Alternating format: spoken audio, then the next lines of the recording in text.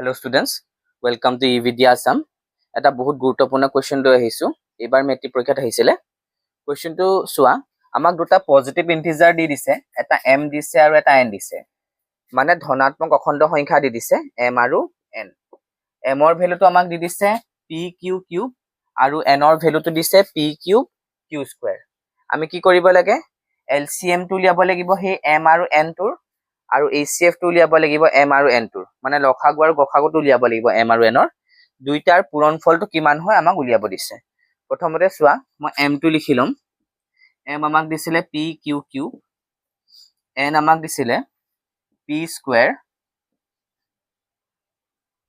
p cube q square. ঠিক আছে, first LCM টো উলিয়াই লওঁ m আৰু n ৰ। চোৱা, LCM টোত আমি সদায় কি কৰিম? যি দুটা সংখ্যা মিলি থাকে, যি দুটা কমন থাকে, মানে কমন এইকেইটা যিহেতু কি হয় ফ্যাক্টৰ হয় ন, এইকেইটা উৎপাদক হয়। উৎপাদক গিটাৰ যিটো হাইয়েষ্ট পাৱাৰ তাক ল'ব লাগিব LCM ত। p আৰু p কিউবৰ হাইয়েষ্টটো হ'ব কিমান? p cube.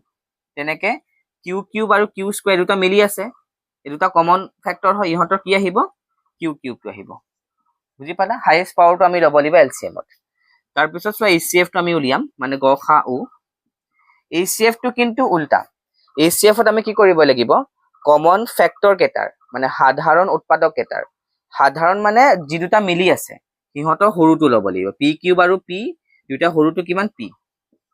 তেনেকে q স্কয়াৰ আৰু q কিউবৰটো কিমান আহিব? q স্কয়াৰ আহিব। দুইটা ইনটু কৰি দিম এফালে। LCM m, n into HCF m, n। LCM টো কিমান হৈ যাব? p কিউব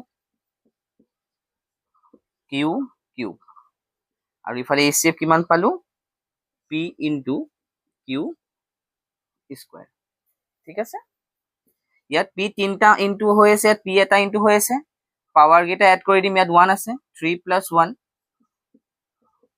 ইনটু ইয়াত 3 আছে, ইয়াত 2 আছে ন, পাৱাৰ গিটা এড কৰি দিম, 3 + 2, মানে p পাৱাৰ আহি যাব 4 আৰু q ৰ পাৱাৰ আহি যাব 5। তো p পাৱাৰ 4 q পাৱাৰ 5 আমাৰ আনসাৰ। ঠিক আছে, বুজি পালা চাগে ন? Thank U.